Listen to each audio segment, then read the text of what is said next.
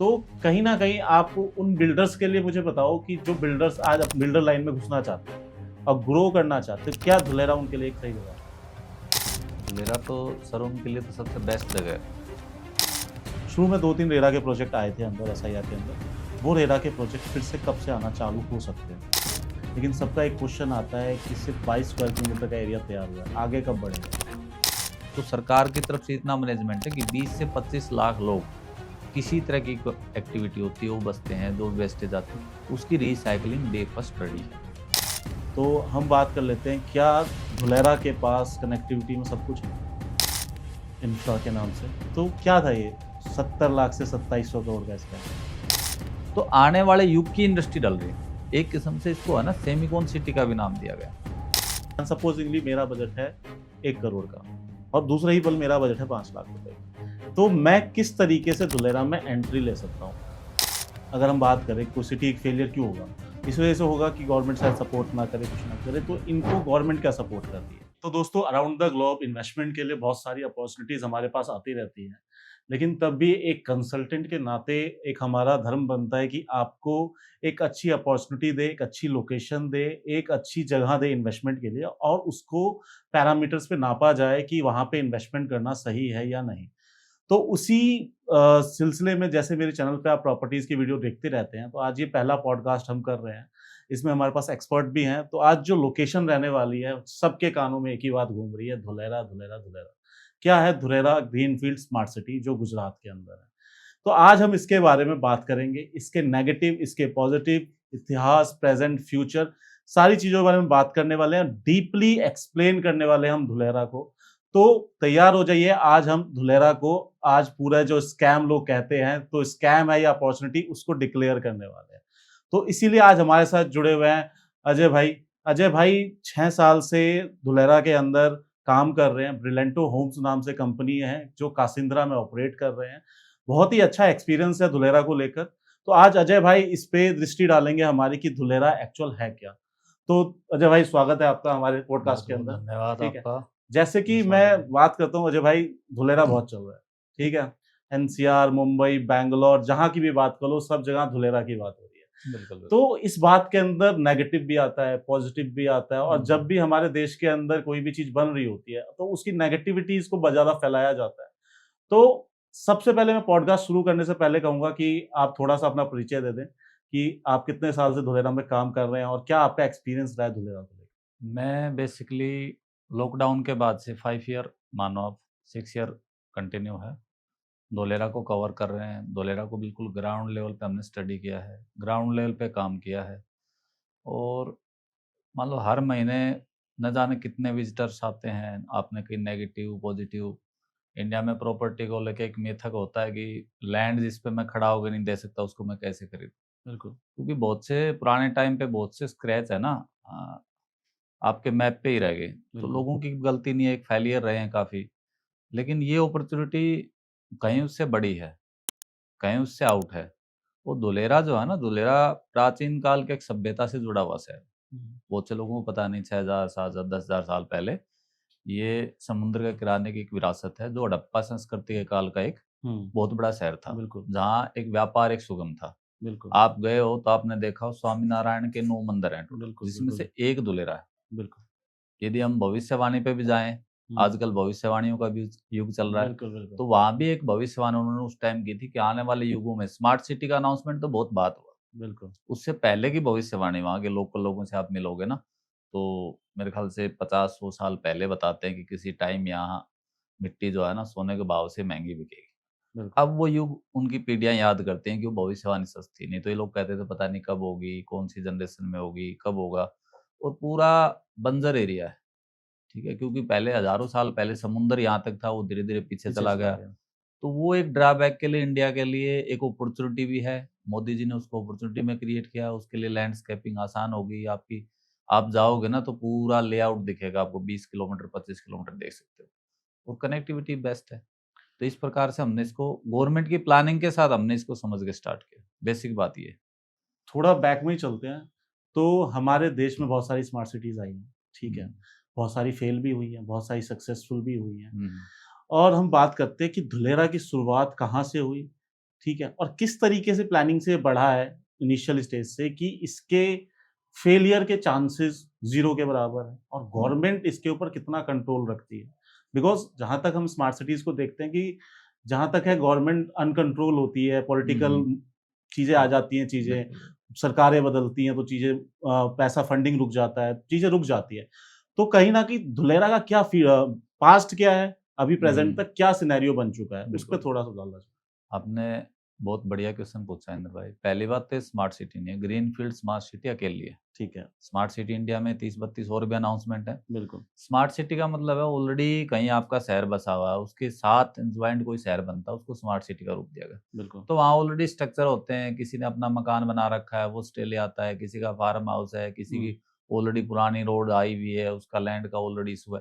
तो यहाँ ये सारे इशू है ही नहीं, बिल्कुल जीरो लेवल पे। जैसे हम फार्म हाउस पे खेत बनाते हैं ना, एक बिल्कुल। उदाहरण के तौर पे, बिल्कुल। वहाँ बिल्कुल मिट्टी मिट्टी है, कुछ नहीं है। आपको जहाँ स्क्रैच आप बनाओगे वहीं बना लो, बिल्कुल। तो कोई इशू नहीं होता है। ऑलरेडी आपका पुराना घर है, उसको तोड़ के बनाना, रिनोवेट करना, उसमें बहुत काफ़ी टाइम। इशू आते हैं। बिल्कुल। तो एक तो ये, दूसरा रहा आपने सरकार के इंटरफेयर्स की बात की, तो इसको सरकार ने ना एसआईआर धोलेरा एसआईआर बोलते हैं। बिल्कुल। एसआईआर इसलिए बोलते हैं, स्पेशल इन्वेस्टमेंट रीजन है ये। ठीक है। ये एक एक्ट बना दिया सरकार ने, ठीक है। ताकि जो गवर्नमेंट चेंजेस हों, क्योंकि देखो इंडिया में क्या हो ना, सेंट्रल गवर्नमेंट अलग काम करती है, स्टेट गवर्नमेंट, बिल्कुल। और ये हर टाइम इशू रहता ही है, पॉलिटिकल इशू भी रहता है, तो अदर चीज़ों में आता ही आता है, और सबसे ज़्यादा इम्पैक्ट बिज़नेस को ही होता है, बिल्कुल। कहीं भी चले जाओ। तो 2009 में ये जब प्रोजेक्ट बना, तो उस टाइम मतलब सबसे चर्चित कंट्रोवर्सी जी थी नरेंद्र मोदी जी और कांग्रेस की है। बिल्कुल। तो उस टाइम सीएम मोदी जी थे और बिल्कुल। सेंटर में मनमोहन सिंह जी थे। हम्म। फिर भी ये शहर डेवलप हो गया, तो अब हाँ। कंट्रोवर्सी तो वहीं खत्म होगी, लोगों को कुछ ना हम्म। भी पढ़े तो समझ में आता है बिल्कुल। कि बिल्कुल एंटी लॉबी, और इसको डिजाइन कर दिया गया, तो कुछ तो स्पेशल क्या होगा ना। बिल्कुल। इन्होंने एक ज्वाइंट वेंचर किया, जिसमें 49% सेंट्रल गवर्नमेंट का रहेगा और 51% share state of state government state का। गवर्नमेंट का रहेगा। उसके बाद थोड़ा-सा मैं जानना चाहूँगा कि एकॉम और हेल्प्रो नाम की कंपनी का रोल आता है, कि इनका हम्म, बहुत बड़ा रोल रहा है। जी बिल्कुल। प्लस यहाँ पे लैंड पूलिंग का क्या रेश्यो है? और उस लैंड पूलिंग के बाद बहुत लंबा टाइम लगा, 4 साल के आसपास का। उस लैंड पूलिंग के अंदर हम्म, क्या गवर्नमेंट के पास आज की डेट में यहाँ पे कितनी लैंड है? जो आगे जाके हमें पता लगेगा कि गवर्नमेंट का क्या मेजर रोल रहने वाला है, और पुरानी सिटीज़ के अंदर गवर्नमेंट के रोल्स बहुत कम रहे हैं। ठीक है? दैट्स द रीज़न बीइंग बिल्कुल कि वो बिल्कुल फेलियर्स के उस बिल्कुल तरफ भी बिल्कुल। गए।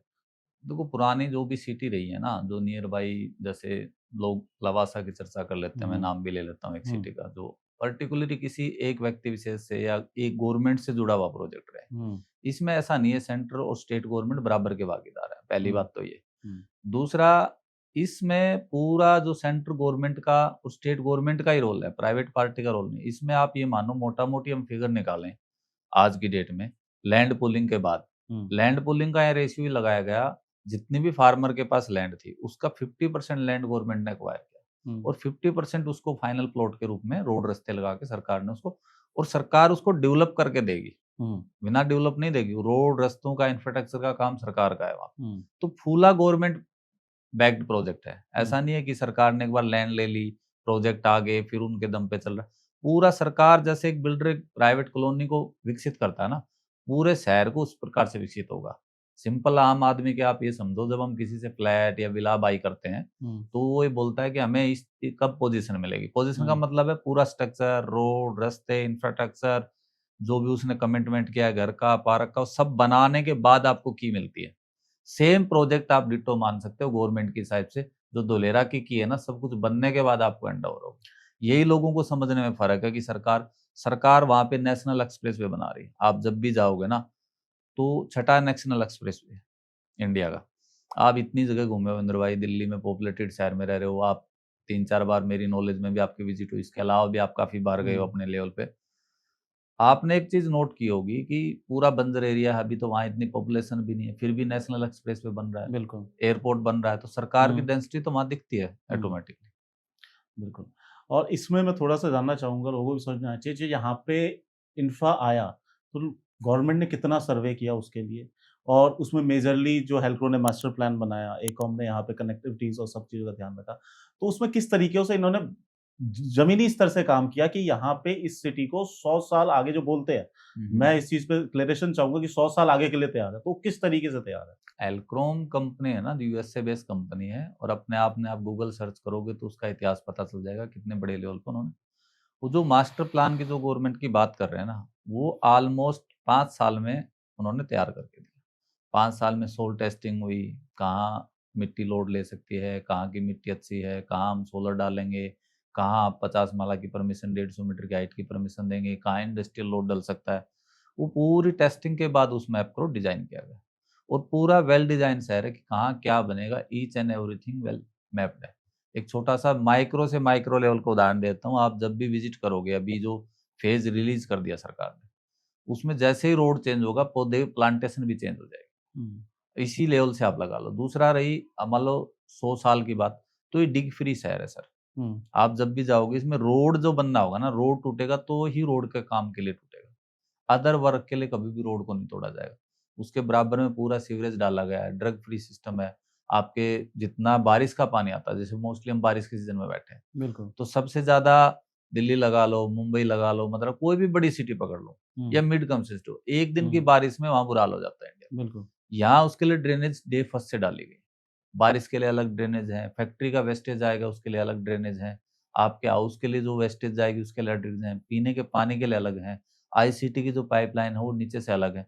मतलब पूरा स्ट्रक्चर जो है ना रोड के नीचे डाला गया है और इस हिसाब से डाला गया है कि 200 साल उसमें कोई वर्क स्पेशली ना करना पड़े, ताकि 200 साल जो सिटी बसेगी ना, उसमें जब और सबसे बड़ी बात है कि 76% इंडस्ट्रियल है, ठीक है। कॉमर्शियल या इंडस्ट्रियल, तो हैवी लोड होने वाला है, सरकार को पहले से हुँ, पता है। तीसरा देखो कचरे का जो ढेर है ना, आज एक इशू होता है वह, दिल्ली में भी बिल्कुल। कभी केजरीवाल जी ने बोला, कभी और गवर्नमेंट ने आई, कभी कांग्रेस, कभी जो भी गवर्नमेंट आई, सब ने बोला इसको उठा लेंगे। लेकिन हैवी इशू ये है कि जितना प्लांट से उठ रहा है उससे ज़्यादा मटेरियल वहाँ पोस्ट हो रहा है। बहुत ज़्यादा। उसके लिए डे फर्स्ट से स्क्रैच है, गवर्नमेंट की तरफ से वहाँ सब चीज़ें आपके अंडर पाइप सारी चीज़ें बेस्ट डे फर्स्ट। आज भी कोई जाने के लिए बसेगा, तो सरकार की तरफ से इतना मैनेजमेंट है कि 20 से 25 लाख लोग किसी तरह की एक्टिविटी होती है वो बचते हैं, जो वेस्टेज आती है, उसकी रिसाइकलिंग डे फर्स्ट रेडी है। ठीक है। अब दूसरी बात जो इसके अंदर आती है हमारी निकल के, हम थोड़ा-सा इसके नक्शे के ऊपर चलते हैं अब। जैसे कि 920 स्क्वायर किलोमीटर का ये एरिया है, जी, तो जी। क्या ये पूरा पूरा एरिया रेडी होगा? और जो एरिया रेडी होगा, उसके अंदर गवर्नमेंट ने क्या-क्या डिवीज़न किए हैं? क्या सिटी में बहुत चीज़ें चाहिए होती हैं, पानी चाहिए होता है, बिजली चाहिए होता है, जी, जी। हर तरीके की चीज़ होती है। ये भी सुनने में आता है कि ये सेल्फ सफिशिएंट हुँ, सिटी होगी, इसको अपने पानी, बिजली सब चीज़ के संसाधन ये अपने खुद जुगाड़ने वाली बिल्कुल। है, ठीक है? आने वाले टाइम में भी इंफ्रा इसका बहुत डेवलप होने वाला है। कनेक्टिविटी गुजरात के अंदर ही बहुत इसकी बनने वाली है बिकॉज़ ये समुद्र के भी पास है, गल्फ ऑफ हुँ, खंबात हम जिसे हुँ। कहते हैं। तो थोड़ा-सा इसके नक्शे पे बात करते हैं, तो 920 स्क्वायर किलोमीटर में क्या-क्या है? 920 स्क्वायर किलोमीटर में से सिर्फ 422 स्क्वायर किलोमीटर एरिया डेवलप होगा। ठीक है। बाकी जो क्लस्टर ज़ोन है, वहाँ गवर्नमेंट अपने लाइटवेटेड प्रोजेक्ट लेके आएगी, जो शहर के लिए कभी भी आने वाले टाइम पे गवर्नमेंट के और शहर के लिए यूज़ होंगे। ऐसा नहीं वहाँ कुछ नहीं लगा, जैसे सोलर का प्लांट आप गए हो, लगा हुआ है ऑलरेडी। बिल्कुल। 5000 मेगावाट का पैनल लगेगा उसमें। 300 मेगावाट रनिंग है आज के डेट हुँ, और 1000 मेगावाट के पैनल ऑलमोस्ट रेडी हैं लग के, ठीक जो है। कभी भी उनका प्रोडक्शन शुरू हो सकता है।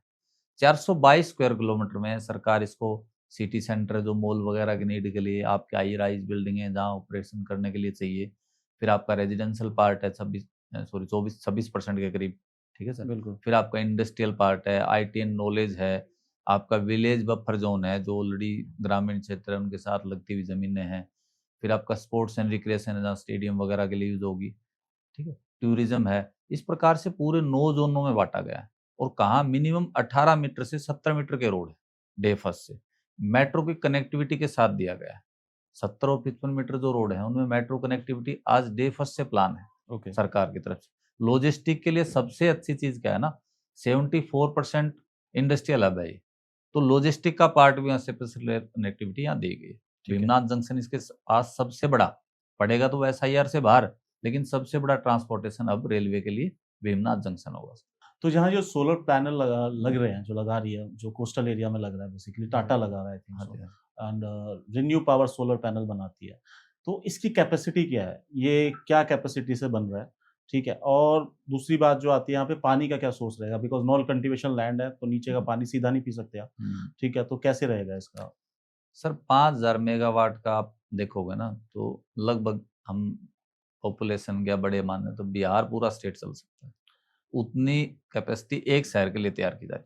मतलब कहने के लिए आत्मनिर्भर शहर होगा। यहाँ पानी की व्यवस्था अपने आप है, समुद्र के किनारे है, शहरों से दूर है, पूरा एआई आप चेक करोगे तो पूरा एयर फ्री, बिल्कुल क्वालिटी की एयर आपको मिलेगी। और पानी का जो कलेक्शन है ना, अब जैसे बारिश में जाएंगे कोई भी कस्टमर तो देख के कहते हैं यार बहुत पानी है, कैसे क्या होगा, लेकिन उस कैनाल को आप देखोगे ना तो सरकार का एक मॉड्यूल समझ में आता है कि जो सबसे बेस्ट चीज है ना उसको बिल्कुल उसमें कन्वर्ट कर दिया इन्होंने, उसका यूज कर लिया। उसकी रेन वाटर कलेक्शन जो होगा, सिंगापुर का जो मॉडल है ना, जितना बारिश का कलेक्शन है वो कैनाल के अंदर हो और कैनाल से ट्रीटमेंट प्लांट में जाएगा और वो पीने के लिए सप्लाई हो। यदि ओवरफ्लो होती है तो गल्फ ऑफ खंबात इसके बिल्कुल नजदीक है, वहां उसकी ड्रेनेज को छोड़ दिया जाएगा।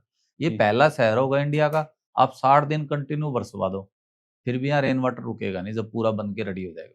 और अभी तो आप जाओगे ना, अभी तो आप थोड़ी थोड़ी पिक्चर आपको शहर की दिखनी शुरू होगी। जब हम लोग गए थे तो लगता था कुछ इंस्ट्रक्शन नहीं है, अभी टाटा का सेमीकंडक्टर प्लांट डल रहा है, रिन्यू का प्लांट ऑलरेडी चालू हो गया है, जापानी कंपनी, स्कूल का इंफ्रास्ट्रक्चर ऑलरेडी आपका काम चल रहा है, फायर स्टेशन का काम चल रहा है, ठीक है सर, हॉस्पिटल के 100 बेड का काम चल रहा है। तो अब तो कंस्ट्रक्शन आपको दिखने लग गया, अगले 2 साल में स्पेस दिखेगा नहीं आपको। जैसे कि हमारी इस पे बात हो गई, अब मैं चाहता हूँ कि जो मेजर कंपनीज यहाँ काम कर रही हैं, टाटा, रिन्यू पावर, ठीक है, ये कंपनीज तो ऑलरेडी यहाँ पे आ चुकी हैं, काम स्टार्ट कर रही हैं। गवर्नमेंट क्या इनको सपोर्ट कर रही है? क्या इनको, अगर हम बात करें कोई सिटी एक फेलियर क्यों होगा? इस वजह से होगा कि गवर्नमेंट शायद सपोर्ट ना करे, कुछ ना करे, तो इनको गवर्नमेंट क्या सपोर्ट कर रही है? और किस तर्ज पे इनको यहाँ पे प्रोत्साहन दिया जा रहा है कि आप आइए और यहाँ पे इन्वेस्ट कीजिए? क्योंकि एक सिटी, क्योंकि आज के टाइम में सिर्फ और सिर्फ गवर्नमेंट का इंडस्ट्रियल फोकस दिखता है और रेजिडेंशियल्स की तरफ नहीं है, ठीक है? तो उस पे क्या आपका पॉइंट रहता है कि क्यों यहाँ, कब तक यहाँ पे अच्छी खासी, अगर मैं बात करूँ 400 कंपनियों की हम बात करते हैं, 400 कंपनियाँ कब तक ऑपरेशनल हो जाएँगी? कंपनियों की जहां तक बात करो ना, तो अभी इंडिया में सबसे सपोर्टिंग गवर्नमेंट गुजरात गवर्नमेंट है। बिल्कुल। आपको बिजली के बिल पे रियायत कंपनी दे रही है, लैंड में कंपनियों को सपोर्ट कर रही है सरकार। दूसरा, लोकेशन अपने आप में सपोर्ट कर रही है। ये गल्फ ऑफ खंबात के बिल्कुल पास है, मुद्रा पोर्ट इसके पास पड़ता है, पिपरिया पोर्ट इसके पास पड़ता है, कलस्पर डैम के नाम से सरकार लेके आ रही है। तो इंटरनल जो कनेक्टिविटी है ना इंडिया के अंदर और इंटरनेशनल कनेक्टिविटी, इसको इंटरनेशनल एयरपोर्ट इसमें सरकार बना रही है, ठीक है। और पोर्ट इसके साथ लग रहे हैं। जब भी बाहर से कच्चा मटेरियल आएगा, मान लो कोई प्लांट दिल्ली है, उसके लिए 1000 किलोमीटर से प्लांट आ रहा है, कच्चा मटेरियल फिर तैयार होगा, ऑल इंडिया सप्लाई होगा, तो वो कॉस्टिंग अपने आप में ही लो हो रही है यहाँ पे। दूसरा, गवर्नमेंट उसको सब्सिडरी में, लैंड की कॉस्टिंग में, उसके साथ बिजली के कंपनसेशन में जो रिबेट मिलनी है वो आज इंडिया में सबसे लोएस्ट रेट पे है। दूसरा, आप शहर की लोकेशन देखोगे तो पूरे 100 किलोमीटर के रेडियस में इंडस्ट्रियल इंडस्ट्रियल शहर है। बिल्कुल। इंडस्ट्रियल इस लेवल पे है कि वहाँ कच्चे माल का आदान प्रदान आपको बहुत सस्ते रेट पे होने वाला है। ठीक तो है। उनके लिए प्रोडक्शन मैन्युफैक्चरिंग हब के लिए इस गवर्नमेंट इसको टाइटल कर रही है। दूसरा, गुजरात गवर्नमेंट ने सेमीकंडक्टर के लिए स्पेशल पॉलिसी बना रखी है। हम इंडस्ट्री की बात कर रहे हैं ना, बाकी इंडस्ट्रियां तो आ ही रही हैं, ऑल इंडिया लगी हुई भी हैं, लेकिन सेमीकंडक्टर इंडस्ट्री में अभी तक 6 प्लांट का अनाउंसमेंट गवर्नमेंट की तरफ से हुआ है, बिल्कुल। जिसका ये मानो 2 लाख करोड़ के करीब का बजट है, बिल्कुल। जिसमें से 91,000 करोड़ का फंड सिर्फ धोलेरा डल रहा है, यानी कि बिल्कुल। 50% पार्ट सिर्फ धोलेरा है। बाय टाटा। 6 में से एक हुँ। टाटा और ताइवान की पावर चिप के कॉम्बिनेशन से वो बन रहा है, हुँ। और उसमें लगभग 300 करोड़ चिप हर साल प्रोडक्शन होंगे, हुँ। और 50,000 एक वेफर में 5,000 चिप होती है। तो 300 करोड़ चिप वो है जो आने वाले इंडस्ट्री का युग है। आप कहीं मतलब किसी भी 4 व्हीलर का प्लांट डला हुआ है, वो हो सकता है कोई मैन्युफैक्चरिंग डिफेक्ट आ जाए तो कहीं और भी शिफ्ट हो जाए। ये एक ऐसा प्लांट है जिसमें 188 एकड़ में लग रहा है, दूसरा मैं बता दूं, और 88 एकड़ में अभी टाटा ने और अपनी रेजिडेंसी, अपने स्टाफ की हायरिंग के लिए किया है। बिल्कुल। और सोर्स की बात करें तो अभी स्पेशल ट्रेनिंग के लिए ताइवान टाटा ने कुछ लोगों को भेजा है जो ट्रेनिंग लेके सेमीकंडक्टर। तो आने वाले युग की इंडस्ट्री डल रही है। एक किस्म से इसको है ना सेमिकॉन सिटी का भी नाम दिया गया है। कोई भी आपका व्यूअर गया हो तो एयरपोर्ट पे भी स्पेशल आपको सेमिकॉन सिटी के नाम से बोर्ड लगे। बिल्कुल। तो युग परिवर्तन वाली इंडस्ट्री आने वाली है, और युग परिवर्तन वाला ही शहर है ये। पूरे इंडिया की बात नहीं कर रहा मैं, पूरे वर्ल्ड में प्लेटिनम रेटेड शहर है सर। बिल्कुल। तो अदर जो फेलियर रहे, अदर चीजें रहे, उनसे इसको कंपैरिजन ही ना करो, एक आउटस्टैंडिंग आपको शहर मिलेगा ये। जैसे आज 2009 से ये कहीं न कहीं माइन से लेकर 2025 में हम लोग बैठे हुए हैं। आज तक ये स्टेज पर हम पहुँच चुके हैं। लेकिन सबका एक क्वेश्चन आता है कि सिर्फ़ 22 स्क्वायर किलोमीटर का एरिया तैयार हुआ है, आगे कब बढ़ेगा? हम्म। नहीं, ये गवर्नमेंट की प्लानिंग से इतना ही होना था, ऐसा नहीं। लोगों को तो क्या होता है ना, बंजर लैंड है, भैया आपने चर्चा कर ली 2009 में हुँ। मैप आ गया तो आदमी सोचता 2 साल में तैयार हो जाएगा। हुँ। गवर्नमेंट की प्लानिंग से फर्स्ट फेज 2022 में रिलीज होना था, जो 1 साल डिले है। ठीक है। सेकंड फेज 2032 में, सेकंड फेज में 137 स्क्वायर किलोमीटर डेवलप होगा। हुँ। अब जो बना है ना इसका 12 गुना हो गया, बिल्कुल। ठीक है। और जो बचा हुआ है वो थर्ड फेज में होगा। ठीक है। ऑलरेडी गवर्नमेंट की प्लानिंग है। जब आप इसकी गाइडलाइंस पढ़ोगे तो गवर्नमेंट ने कहीं ये नहीं कहा कि हम 5 साल में इसको डेवलप कर देंगे। गवर्नमेंट ने 3 फेज का इसका अनाउंसमेंट किया था कि पहला फेज 22.5 स्क्वायर किलोमीटर का ही, सेकंड फेज 137 स्क्वायर किलोमीटर और थर्ड फेज रेस्ट जितना भी रहेगा वो थर्ड फेज में डेवलप, वो ठीक है। 2040 में जाके इस नक्शे को थोड़ा-सा हम सिम्प्लीफाई करते हैं। इसमें ज़ोनिंग वाइज़ डिवाइडेड है, शायद फ्यूचर लीनियर कुछ आता है। तो किस ज़ोनिंग्स में किन-किन ज़ोन में इसको डिवाइड किया गया आज के टाइम में अगर डेवलपमेंट की बात करें तो? अभी जो डेवलप हो गया उसको एक्टिवेशन बोलते हैं। जो आपने 22.5 स्क्वायर किलोमीटर की चर्चा की, वो एक्टिवेशन बोलते हैं। एक्टिवेशन का मतलब रेडी टू मूव है वो। ठीक है। सरकार ने अपना इंफ्रास्ट्रक्चर वहाँ रेडी कर दिया, रोड, रास्ते, पानी की सप्लाई है, अब ड्रेनेज का काम है, सीवरेज का काम है, आईसीटी का काम है, वो सब रेडी है। सेंसर वगैरह सब ओके। अब सेकंड फेज जो बोलते हैं, जो 137 स्क्वायर किलोमीटर डेवलप होना है 2032 तक, हुँ, सरकार के टाइमलाइन में, हुँ, वो उसको लीनियर का वर्ड दिया गया है। लीनियर लीनियर का मतलब अभी संभावित जो है हुँ। नेक्स्ट, और जो रेस्ट जो बच गया उसको फ्यूचर का वर्ड, जो अंतिम में क्रिएट हो। अंतिम जो लास्ट में। ठीक है। अब इस पे एक क्वेश्चन आता है अजय भाई कि हम एक चीज़ पकड़ के चलते हैं, बोलिए। हम यहाँ पे जो सेक्टर प्लानिंग की बात करते हैं जो हेल्को ने किया, ठीक है? हम्म, इसमें कैसे हेल्को ने किया? क्या आज सेक्टर प्लान्स हैं, लोग अपने जो प्लॉट खरीद रहे हैं, बेशक अब उस लोकेशन पे नहीं जा सकते बिकॉज़ गवर्नमेंट डेवलपमेंट करेगी। हम्म, लोगों का एक सवाल होता है कि जिस ज़मीन पे जाके मैं खड़ा नहीं हो सकता, वो कैसे ले लूँ? ठीक है। तो इस पे थोड़ा-सा चाहूँगा कि गवर्नमेंट ने जो प्लानिंग करी है कि नक्शे पे जाके सब कुछ देखो प्लानिंग सिटी की कैसी ऐसी ही होती है जहाँ तक मुझे पता है मैं एनसीआर में ऑलरेडी काम कर रहा हूँ, तो चाहे यमुना एक्सप्रेसवे हो, चाहे कोई भी हो। तो किसी भी डेवलपमेंट सोसाइटी का पोज़ीशन पहले दिन नहीं मिल सकता हमें। तो यहाँ पे कैसे इंसान जो लैंड्स है उसके सेक्टर प्लानिंग्स हैं, क्या है, किस तरीके से बना हुआ है, क्या टाउनशिप प्लानिंग्स के कोई सेक्टर्स हैं, कैसे है? इसका जो बेसिकली सरकार ने बनाया 6 टीपी बने हुए हैं, ठीक टीपी है, 1 से लेकर 6, और उसके बाद सेक्टर की बात करें तो वो 27 सब टीपी बोलते हैं, 27 सब टीपी में डिवाइडेड। ठीक है, वहाँ आपका प्लॉट ऑलरेडी उसको एफपी बोलते हैं और ओपी बोलते हैं। ठीक है, जहाँ सरकार ने अभी पूरा तरीके से वर्कआउट कर दिया कि कौन सा आपको फाइनल प्लॉट मिलने वाला है जिसमें कोई चेंज नहीं होने वाले, उसको फाइनल प्लॉट एफपी का वर्ड दिया गया है।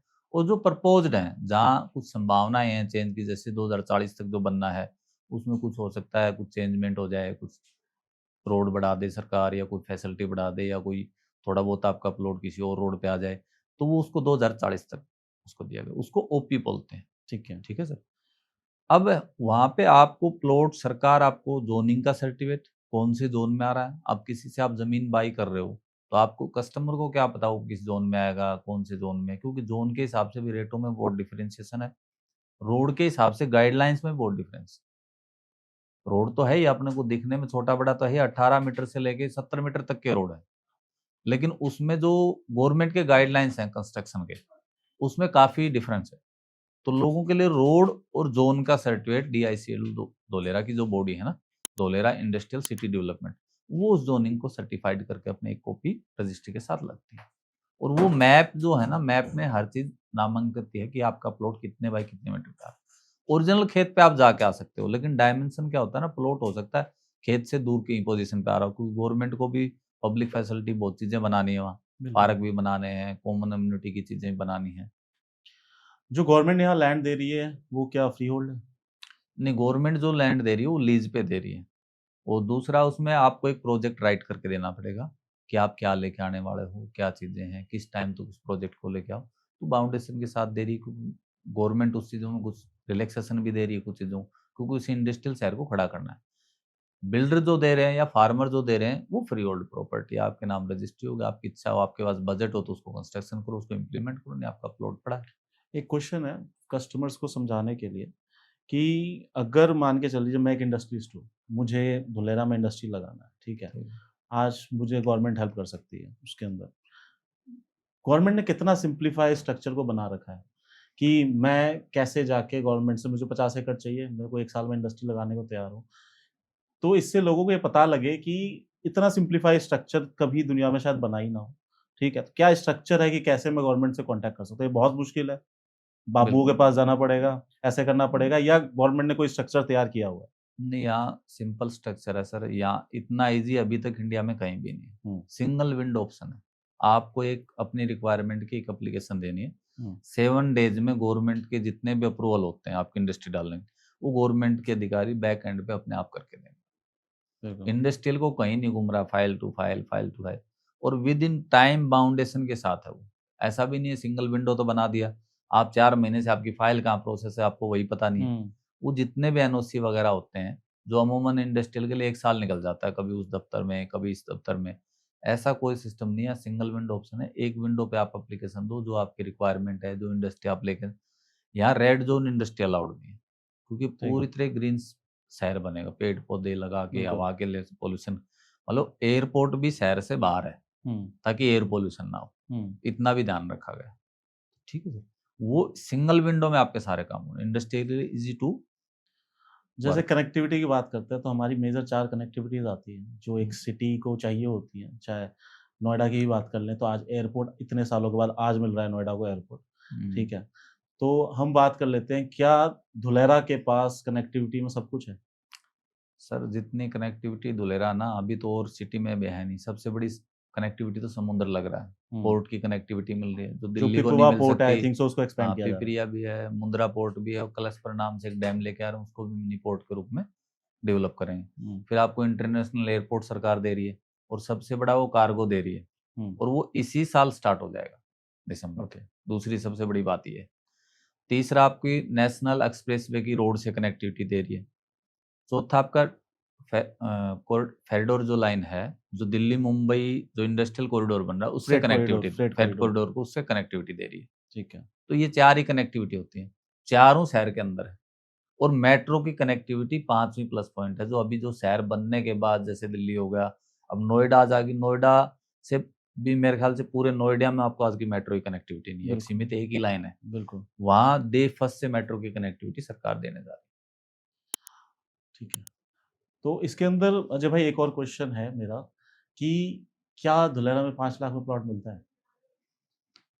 प्लॉट तो 5 लाख में मिलता है नहीं भाई, नहीं दुलेरा के आउटसाइड मिलता है। दुलेरा के इनसाइड देखो 2 सेगमेंट हैं, एक दुलेरा शहर के इनसाइड और दुलेरा के आउटसाइड। जो अप्रोच रास्ते निकल रहे हैं या स्टेट हाईवे निकल रहे हैं, उन पे कॉलोनियां गुजरात गवर्नमेंट के नियम के हिसाब से हैं। तो जो डेस्टिनेशन अभी थोड़ा दूर है वहाँ सस्ते प्लॉट भी हैं, जो हैवी ट्रैफिक है वहाँ थोड़े हैवी भी हैं, कोस्ट की लैंड पे इफेक्ट पड़ता है। सस्ते भी हैं लेकिन कस्टमर के लिए वेरीफाइड लोकेशन होना बहुत जरूरी है। लोग ऐसी जगह भी प्लॉट दे रहे हैं सस्ते जहाँ आप जा नहीं सकते, आज की डेट में रोड नहीं बना हुआ। तो इनसाइड में तो क्या है, मिनिमम आपका 350 स्क्वायर यार्ड का, मिनिमम 200 स्क्वायर मीटर का आपका कॉर्पोरेट होना चाहिए जी, बेसिकली। तो लगभग 350 स्क्वायर यार्ड से प्लस बैठता है, उससे नीचे आप कॉलोनी नहीं कर सकते। Inside of SIR, SIR. ठीक है। दूसरा, एक्टिवेशन के अलावा नहीं दे सकते। सरकार की सिंपल पोजीशन, जब आपको ही पोजीशन नहीं मिली तो आप इन्वेस्टर को पोजीशन कहाँ से दोगे? इसमें एक क्वेश्चन है, हम इन्वेस्टर्स को सुनने में भी ठीक लगेगा। हाँ। क्या इनसाइड के अंदर 350 गज लेना सही है? नहीं, मैं तो आज के दिन सजेस्ट नहीं करता क्योंकि लैंड अपॉर्चुनिटी बहुत हैं। आप एक्टिवेशन में जाओगे तो कॉस्टली ऑलरेडी 70 लाख प्लस में आप जाके प्लॉट लोगे। तो आप 4000, 5000, 7000 गज ले लो, उसी उसी भाव में, उसी रेट में, उसी बजट में। आने वाले टाइम पे आपको 2032 में वो चीज़ बहुत अप्रिसिएशन देगी। और कहीं न कहीं 350 गज कल जाके डिस्प्यूट होगा। नहीं, वो फिर आप अनऑथोराइज़्ड कॉलोनी में लोगे तो अनडिस्प्यूट हो। मैं तो बिल्कुल लीगल बात कर रहा हूँ, जो एक्टिवेशन में कॉलोनी बसी है, उसका बजट बताया। अब बाहर कोई जब प्लान पास ही नहीं लगा किसी का, गवर्नमेंट से अप्रूव्ड ही नहीं है, तो वो आप प्लॉट कैसे ले सकते हैं? तो इन्वेस्टमेंट में दोबारा जाएँगे अजय भाई कि हुँ। कैसे क्या इन्वेस्टमेंट हो सकती है? क्या अभी हम थोड़े से इसके नेगेटिव पॉइंट ऑफ व्यू भी जानेंगे। उससे पहले यहाँ लोग कब आएँगे? नहीं, लोग तो ये शहर है ना, जितने भी शहर इंडिया में बसे हैं, आप एक वर्ड यूज़ कर सकते हो, सबसे उल्टा शहर है। पहले इंडिया में क्या होता है ना, लोग आते हैं, बसते हैं, कच्चे पक्के मकान बनते हैं, फिर सरकारें रोड बनाती हैं, फिर सीवरेज बनाती हैं। वहाँ भी 20-25 साल लगते हैं, 30 साल लग जाते हैं। लेकिन वो कोई प्लानिंग से नहीं है, किसी ने कहीं बना दिया, फिर किसी का पेड़ आ गया, किसी ने मंदिर बना दिया, किसी ने मस्जिद बना दी, किसी ने गुरुद्वारा बना दिया, किसी ने और कुछ बना दिया। तो वो एक डिस्प्यूट चलता रहता है। वो भी कॉलोनी वेल मेंटेन होने में 25-30 साल लग जाते हैं। अब यहाँ 30 साल एक साथ इकट्ठे थोड़े हैवी दिख रहे हैं लोगों को। अच्छा, इस तरीके अभी से चलते हैं इसको अभी लेके, शहर कंस्ट्रक्शन पे आ गया। इस तरीके से इसको लेके चलते हैं कि हमारी मेंटालिटी है कि हाँ, पहले वो एक जाके बस जाओ, मेंटालिटी होगी। पहले हाँ, जाके बस जाओ, फिर रोड आएगा, फिर सीवर आएगा, फिर टाइम तो देखो रोड किसी आए किसी भी शहर का प्रारूप देखोगे ना, वो 25-30 साल में अपना आकार लेता है। अभी धोलेरा जो है ना, धोलेरा आकार लेने लग गया। अब टाटा का जो प्लांट लग रहा है 91,000 करोड़ का, उसमें 10 से 20,000 के बीच में एम्प्लॉयमेंट धोलेरा में खड़ा हो जाएगा। और प्लांट 2026 के दिसंबर में उसकी डेडलाइन है, स्टार्ट हो जाएगा सर।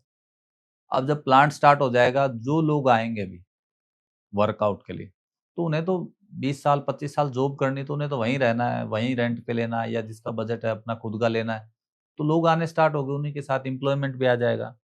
कोई दुकान डालेगा, कोई किसी चीज़ का अपना मटेरियल का काम करेगा, कोई सीमेंट मटेरियल का काम करेगा, कोई अपनी टायर पंचर की शॉप लगा लेगा, कोई शोरूम डाल लेगा। क्योंकि जब पब्लिक होगी तो ईच एंड एवरी वर्क आएगा।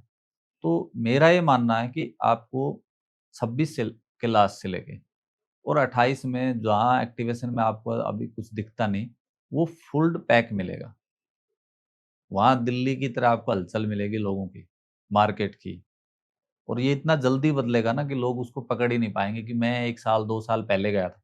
एक रिसेंट उदाहरण मैं देता हूँ, मेरे पास लोग आते हैं, जो भी 2 साल पहले आया या मिनिमम ये मान लो 1 साल पहले आया, धोलेरा एयरपोर्ट पे विज़िट करके गया। आज यदि वो जाएगा ना, तो अपने मुँह से ये कहेगा कि सर मैं उम्मीद नहीं कर सकता इतना इंफ्रास्ट्रक्चर रेडी होगा। टाटा का काम भी जो पिछले साल इन दिनों में भी गया, इवन दिसंबर में भी कोई गया होगा और उसे एकदम से ले जाके खड़ा कर दोगे तो वो सरप्राइज़्ड होगा टोटल। मतलब उसकी उम्मीद से परे इंफ्रास्ट्रक्चर का काम हो। इससे ज़्यादा हम क्या कह सकते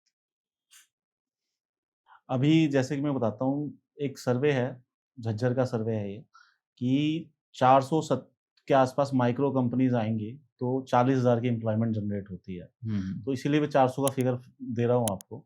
छोटी कंपनीज़ आती हैं, तो 40,000 की कंपनी एम्प्लॉयमेंट जनरेट होती है।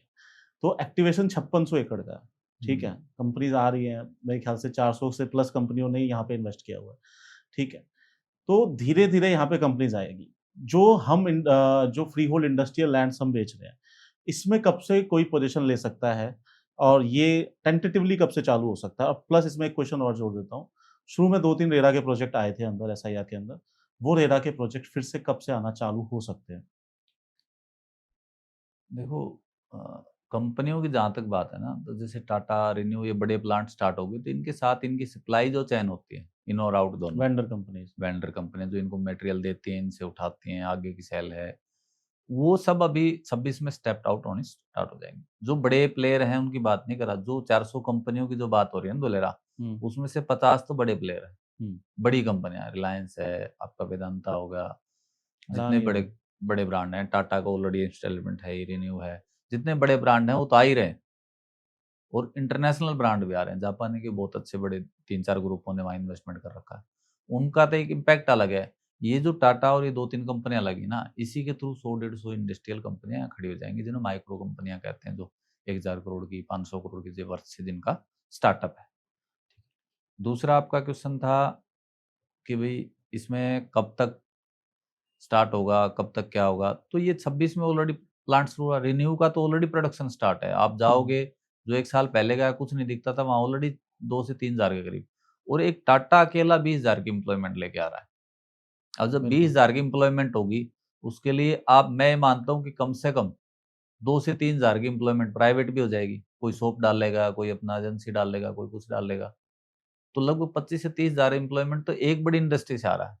तो आप जो झज्जर की बात कर रहे हो ना, वो छोटे-छोटे प्लांटों को मिला के 40,000 की बात है। जब छोटे-छोटे प्लांट आएँगे, 32 तक, उसकी कैलकुलेशन तो 1 लाख तक जा रही है। हुँ, 1 लाख प्लस के एम्प्लॉयमेंट पे जा रही है। और 22.5 स्क्वायर किलोमीटर का जो एरिया है ना, उसमें जो प्राइवेट लोग ले रहे हैं लैंड, वो एनओसी लेके आज भी उसको एनओसी मिल रही है। आज एक्टिवेशन में आप अपना काम स्टार्ट कर सकते हो। ओके। एक्टिवेशन फ्री है। सेकंड फेज़ 2032 के बाद मिलेगी। तीसरा जो आपका क्वेश्चन था रेरा का, रेरा में शायद धोलेरा को लेके, अब ये है तो गवर्नमेंट बॉडी, हम ज़्यादा कुछ कह नहीं सकते। लेकिन अभी एक कंट्रोवर्सी शायद रेरा ने इसलिए स्टॉप किया होगा कि बिल्डर ने लैंड ले ली। अभी एक्टिवेशन से बाहर उसको कंस्ट्रक्शन की एनओसी नहीं है। आप प्लॉटिंग तो वैसे कर दो, लेकिन कंस्ट्रक्शन की एनओसी हुँ, नहीं है।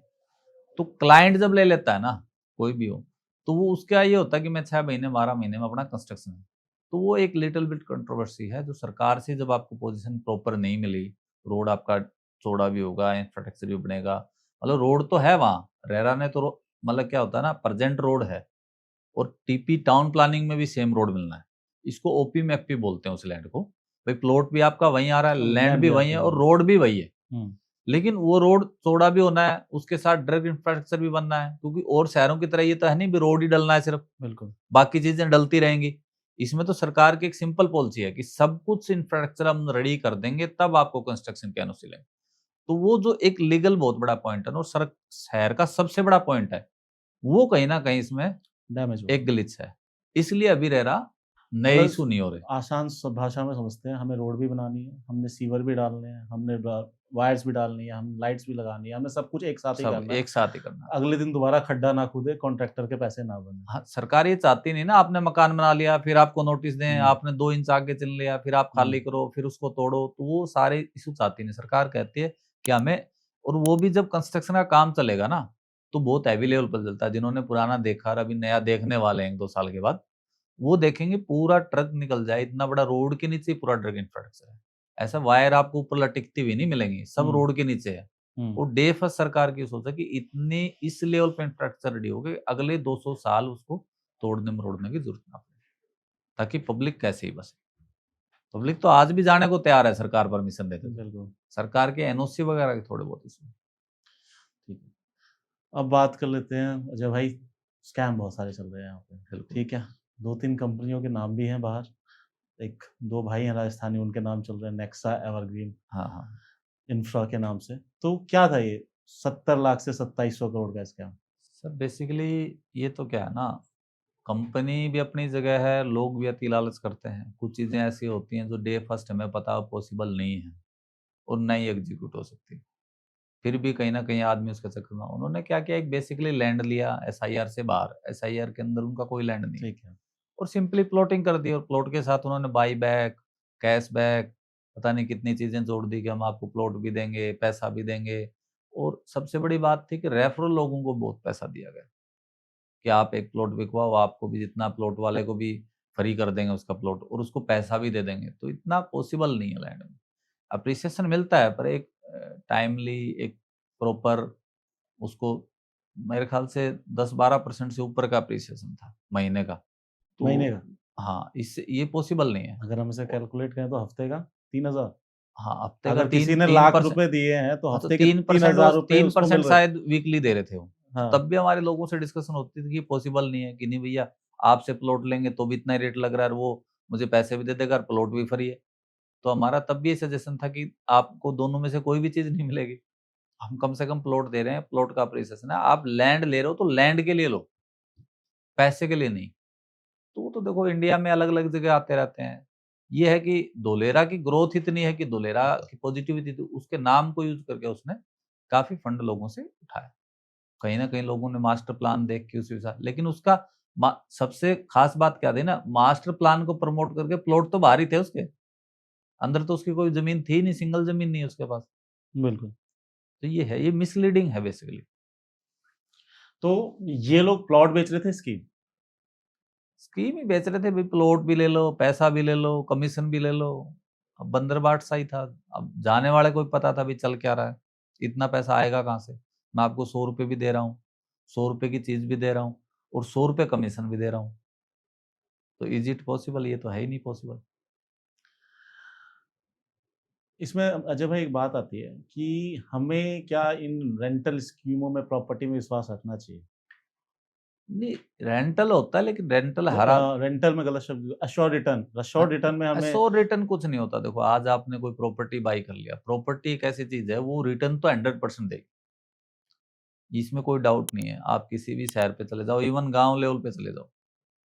लेकिन आप उसको टाइमली बाउंड कर दोगे कि मैं वीक में इतना निकाल लेता हूँ, मैं महीने में आपको यहीं से कमा के इतना दे दूँगा। मतलब आपने 100 एकड़ ज़मीन ले ली कोई भी, एक उदाहरण। आपके पास लैंड है, सारी चीज़ें हैं, लेकिन वो महीने वाले दिन कहाँ से पैदावार होगी? उसमें कोई फसल थोड़ी हो रही है। उसमें कोई एक्स्ट्रा इनकम थोड़ी है कि आपने मतलब फ्लोर बना दिए, वहाँ रेंट पे चले गए, लोग रह रहे हैं। उसका रिटर्न कहाँ से आ रहा है? इसको हम वो हो ऐसे कह सकता है सकते। 10 गुना भी दे दे, 20 गुना भी दे दे, हम्म, लेकिन वो जाके 2 साल, 4 साल, 5 साल बाद देगा। अब मैं आपको श्योर दे रहा हूँ कि मैं आपको हर महीने दूँगा, हर वीक दूँगा। जब वहाँ से 2 एसेट से मेरी इनकम आ ही नहीं रही, तो मैं आपको कहाँ से दूँगा? तो ये मनी लॉन्ड्रिंग में आ गया ना, मैं अपने आपके ही पैसे को घुमा रहा हूँ, एक किस्म से उस बेसिकली बात ये को। एक प्री प्लान्ड स्कैम की तरह है कि मैंने आपका पैसा यूज़ करना है, मैंने देखो यूज़ क्या कर। होता है ना, बेसिकली क्या होता है इंद्र भाई, कुछ लोग चले जाते हैं जिनके पास पैसा कम होता है, उम्मीद ज़्यादा होती है, और वो सोचता है कि छोटे लालच के चक्कर में मार्केट से पैसा उठ के आ जाएगा।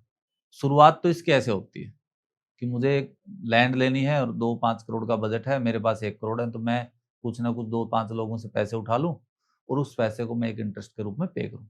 वो लालच फिर बढ़ता चला जाता है और पब्लिक भी एक चैन सिस्टम बन जाता है कि आगे से आगे लोगों को इंट्रोड्यूस करते रहते हैं, तो एक दलदल है उसमें घुसते रहते हैं।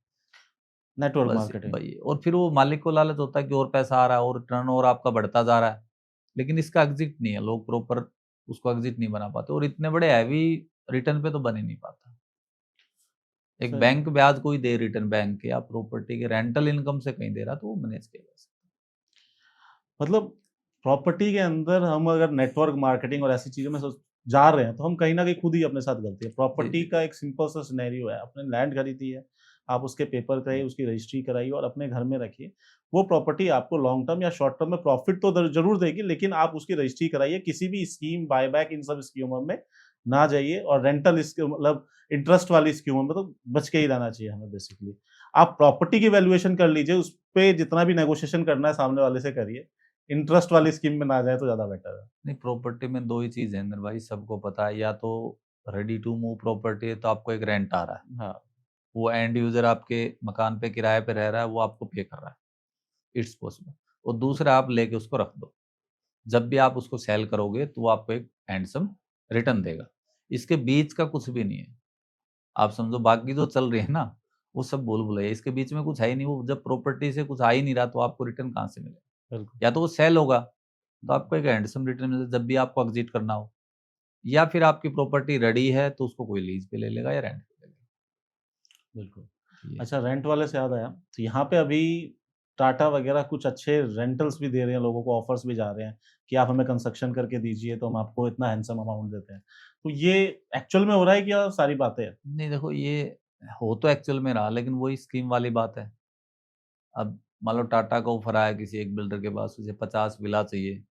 अब उसी को 100 लोगों ने प्रमोट कर दिया कि मैं भी 50 विला बना रहा हूँ, मैं 50, उसने रिक्वायरमेंट तो 50। हाँ, ये है कि अभी जो रिक्वायरमेंट आने वाली है, यदि कोई बिल्डर बना के रेडी करेगा, वो मेरे हिसाब से 27 तक पूरा नहीं कर सकता। इतनी बड़ी सीरीज़ डिमांड में है। क्योंकि अभी आप जाओगे, किसी ने 10 विला बना रखे हैं, किसी ने 30-40, कंस्ट्रक्शन पे अब बिल्डर स्टार्ट हुआ है, क्योंकि बिल्डर भी वेट कर रहा था जब इंडस्ट्री आएगी, एंड यूज़र आएगा तब मैं कंस्ट्रक्शन पे जाऊँगा। और अब इंडस्ट्री का फाइनल स्टेज अभी दिखने लगा, 3-4 महीनों में इंडस्ट्री प्रारूप लेने लग गई और उसका ये पता है कि प्रोडक्शन दिसंबर में चालू होगा। तो ये मानो फुल स्विंग पे अगले साल, 2 साल आप मानो, हम जून में बैठे हैं, 27 जून तक वो फुल स्विंग पे होगी। तो उस टाइम आपके पास मतलब हज़ारों में फ्लैट्स की रिक्वायरमेंट है, फ्लैट्स या विला, और आज के दिन रेडी टू मूव मेरे हिसाब से वहाँ 100 भी नहीं है। तो एक बड़ी सीरीज़ आनी है, बड़ी रिक्वायरमेंट है। तो पॉसिबल है, लेकिन उसमें भी मैं कस्टमर से इतना ही करूँ, क्योंकि इस वर्ड को भी आप बड़े ध्यान से पिकअप करें। कहीं वही नहीं है नेक्सा वगैरह भी, उसने मुझे रेंटल का लालच दिया और माल है ना, जहाँ 30 लाख का बिक रहा था वहाँ 50 लाख का सेल दिया। हाँ, तो इस पे ये चूज़ करना ये पड़ेगा। चीज़ आ जाती है कि आप जिससे भी जो कमिटमेंट आपको दे रहा है, आपको पूछना चाहिए उससे कि आपके पास इसका पेपर वर्क है, ऑथेंटिक क्या है? ऑथेंटिक है, नोटिफ़िकेशन क्या है, नोटिफ़ाइड हाँ, है क्या नहीं है।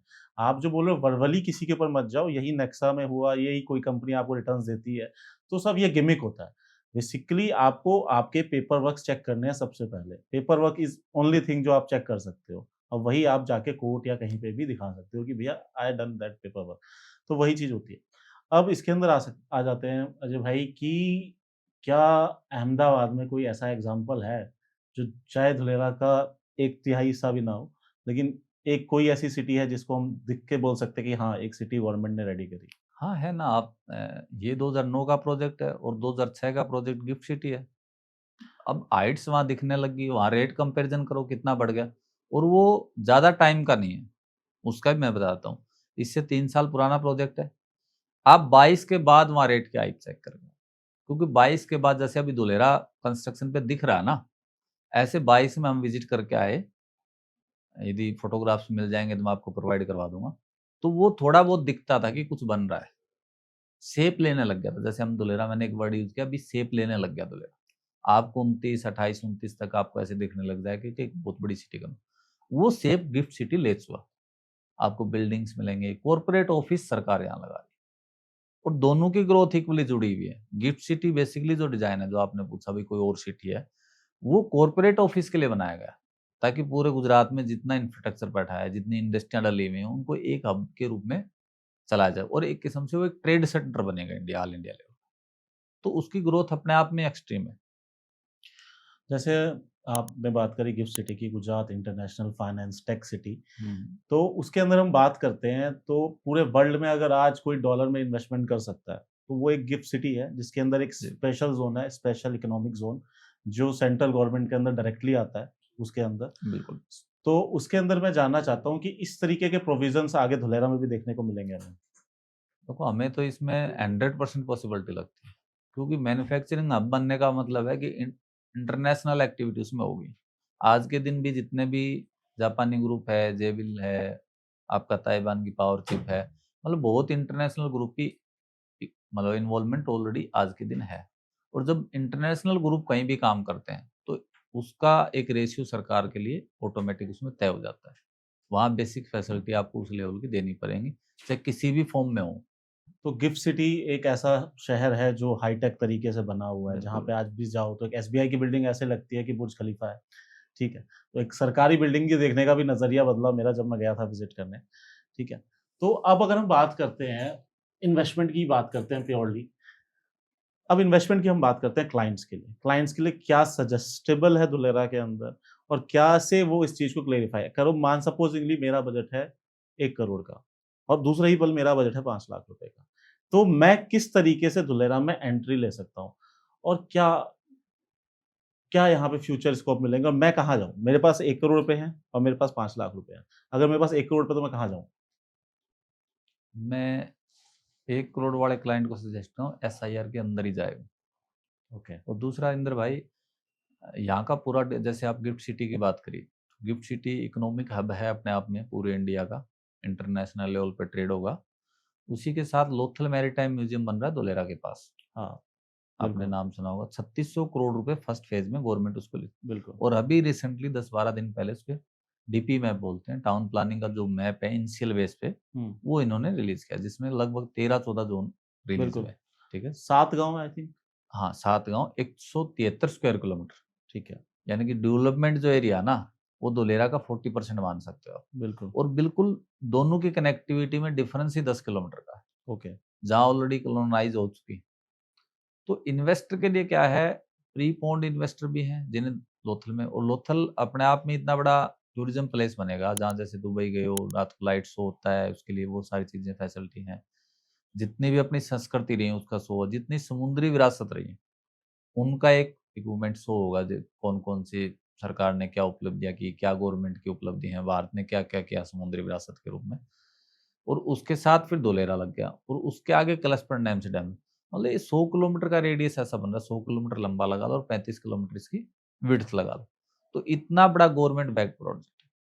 छोटे इन्वेस्टर के लिए है कि आउटसाइड कहीं भी, आप आउटसाइड में ये नहीं है कि आप लोकेशन देखो जो एक आने वाले टाइम पे एक बड़े रोड में कन्वर्ट होना है, शहर से डायरेक्ट कनेक्टिविटी का कोई रोड है, उस पे ले लो आप, छोटे बजट में अवेलेबिलिटी है आज के दिन भी। आप क्यों अप्रोच रास्तों पे जा रहे हो, क्यों अप्रोच से इधर गाड़ा मार्ग बोलते हैं, कच्चे रास्तों पे जा रहे हो, जहाँ ऑलरेडी स्टेट हाईवे है, वहाँ भी आपको एक ठीक-ठाक रेट में प्रोजेक्ट्स हैं लोगों के पास। ठीक है। क्योंकि उसका एक एडवांटेज भी है कि आप अगर किसी कच्चे रास्ते पे जा रहे हो तो उसका कुछ फ्यूचर स्कोप है नहीं कि कब बनेगा और कब नहीं बनेगा। बिकॉज़ आज भी वो रूरलाइज़ेशन के अंदर ही हो है। क्या रहा है देखो, जब धोलेरा बन रहा है ना, तो लोग क्या सोचते हैं, स्टेट हाईवे पे जाएँगे, ज़्यादा डिफरेंस नहीं आता आपको, 500 से 1000 स्क्वायर बिल्कुल, यार्ड के प्राइस का फ़र्क आता है। उसके चक्कर में आदमी कच्चे लालच में उतर जाता है। वही आपने कंपनी वाले मुझे भई 6000 रुपए बोल रहे हैं, मुझे 5.5 6 में 5 में मिल रहा है। लेकिन आप डेवलपमेंट का आइडिया कस्टमर को देखना चाहिए कि स्टेट हाईवे है, ओन रोड है, आज के दिन रोड डेवलप है या नक्शे में रोड सैंक्शन हो चुका है और प्रेज़ेंट में है भी, और कनेक्टिविटी कितनी है धोलेरा एसआईआर के, मैप पे बैठ के उस लोकेशन को आप समझो। हुँ, सबसे बड़ी बात ये, क्योंकि ये जो शहर है ना, ये शहर वो वाली पोज़ीशन भूल जाओ कि मैं खेत पे खड़ा हूँगा, फिर मैं लैंड लूँगा, फिर हम फार्म हाउस। आपको बेसिकली इसे टेक्निकल रूप से समझने की ज़रूरत है किसी भी कस्टमर को।